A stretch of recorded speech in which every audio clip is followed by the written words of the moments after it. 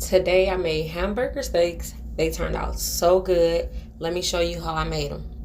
I started off by washing some rice and adding them to a hot pot of water, adding some salt, a splash of vinegar, and covering it until it was done. Once it was finished, I added butter, fluffed it up, and moved on to my vegetables. I have some bell peppers, onions, garlic, and mushrooms that I washed and chopped. I always do a lot of onions because my family loves onions. So most of these vegetables will serve as aromatics, and I will stuff them into the hamburger steaks. I take these seasonings, blend them up, and I use these seasonings to season as I go along. And I set those veggies aside. Next, I work on my steaks and I shape them into an oval shape, and I sear them on both sides, being careful not to cook them all the way through because they will finish cooking in the gravy. At this point, they were already smelling good, like they was done and ready to go, but we're not finished yet. So I take the same skillet that I just browned the steaks in, and I didn't add any oil because I just add flour on top of the oil that cooked off of the hamburger steaks.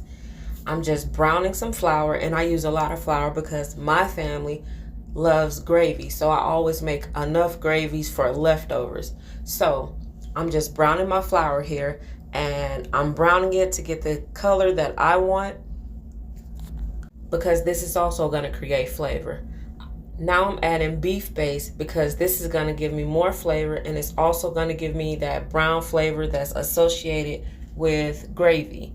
And to this, the only spices that I add are black pepper, garlic powder, and onion powder because the beef base is already pretty salty.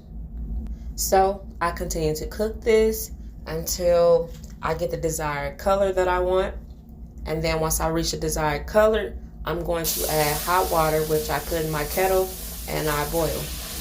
Now I'm just scraping all that flavor and fine off the bottom of the skillet because that's flavor and I'm not letting it go to waste. So I keep stirring and adding the water slowly and making sure I get all the scrapings off the bottom of the pan, and I just keep stirring. So now I'm going to come in with my whisk and continue to slowly add the water and whisk at a faster rate to get the gravy smooth and silky like I like it. To get good gravy, you don't want any lumps in it, so that's what I do. I stir and add water until I thin it out, and then once I finish letting it cook, it will thicken up because I added enough flour to thicken it up.